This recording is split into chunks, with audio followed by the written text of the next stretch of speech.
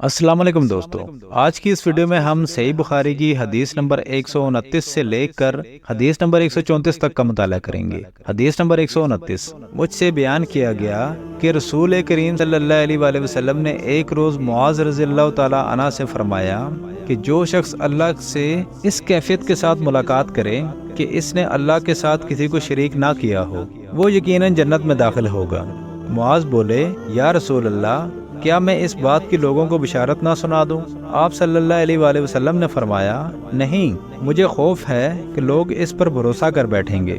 हदीस नंबर 130 उम्मे सलीम नामी एक औरत रसूल करीम सल्लल्लाहु अलैहि वसल्लम की खिदमत अक़दस में हाजिर हुई और अर्ज़ किया कि या रसूल अल्लाह, अल्लाह ताला हक बात बयान करने से नहीं शर्माता, इसलिए मैं पूछती हूँ कि क्या इख्तिलाम से औरत पर भी गुस्ल ज़रूरी है?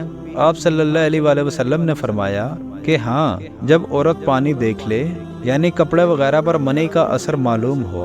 तो ये सुनकर हज़रत उम्मे सलमा रज़ियल्लाहु ताला अन्हा ने शर्म की वजह से अपना चेहरा छुपा लिया और कहा, या रसूल अल्लाह, क्या औरत को भी इख्तिलाम होता है? आप सल्लल्लाहु अलैहि वसल्लम ने फरमाया, हाँ, तेरे हाथ खाक आलूदा हों, फिर क्यों इसका बच्चा इसकी सूरत के मुशाबह होता है, यानी यही इसके इख्तिलाम का सबूत है।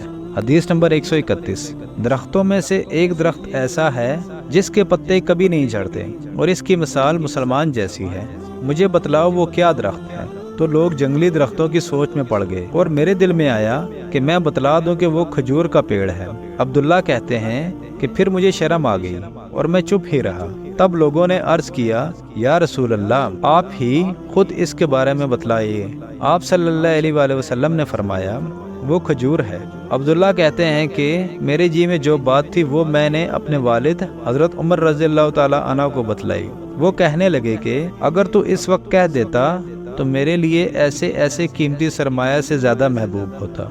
हदीस नंबर 132 मैं ऐसा शख्स था जिसे जरियान मज़ी की शिकायत थी, तो मैंने अपने शागिर्द मकदाद को हुक्म दिया कि वो रसूल अल्लाह सल्लल्लाहु अलैहि वसल्लम से दरियाफ्त करें। तो उन्होंने आप सल्लल्लाहु अलैहि वसल्लम से इसके बारे में पूछा। आप सल्लल्लाहु अलैहि वसल्लम ने फरमाया कि इस मर्ज में गुस्ल नहीं है, हाँ, वज़ू फ़र्ज है। हदीस नंबर 133 एक मरतबा एक आदमी ने मस्जिद में खड़े होकर अर्ज़ किया, या रसूल अल्लाह, आप हमें किस जगह से एहराम बांधने का हुक्म देते हैं? तो रसूल अल्लाह सल्लल्लाहु अलैहि वसल्लम ने फरमाया, मदीना वाले जुल खलीफा से एहराम बांधे और अहले शाम अजफा से और नजद वाले कर्न मनाजिल से।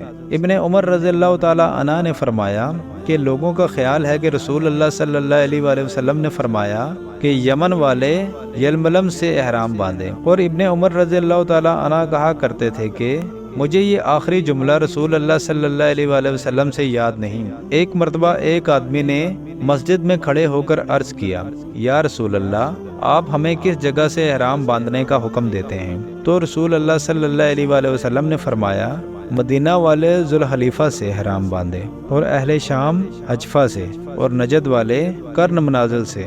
इब्ने उमर रज़ियल्लाहु ताला अन्हु ने फरमाया कि लोगों का ख्याल है कि रसूल अल्लाह सल्लल्लाहु अलैहि वसल्लम ने फरमाया कि यमन वाले यलमलम से एहराम बांधे। और इब्ने उमर रज़ियल्लाहु ताला अन्हु कहा करते थे कि मुझे ये आखिरी जुमला रसूल अल्लाह सल्लल्लाहु अलैहि वसल्लम से याद नहीं। हदीस नंबर 134 एक शख्स ने आपसे पूछा कि एहराम बांधने वाले को क्या पहनना चाहिए? आप सल्लल्लाहु अलैहि वसल्लम ने फरमाया कि ना कमीज पहने, ना साफा बांधे और ना पाजामा, और ना कोई सरपोश ओढ़े और ना कोई ज़फ़रान और ना वर्ष से रंगा हुआ कपड़ा पहने, और अगर जूते ना मिले तो मोज़े पहन ले और इन्हें इस तरह काट दे कि टखनों से नीचे हो जाए।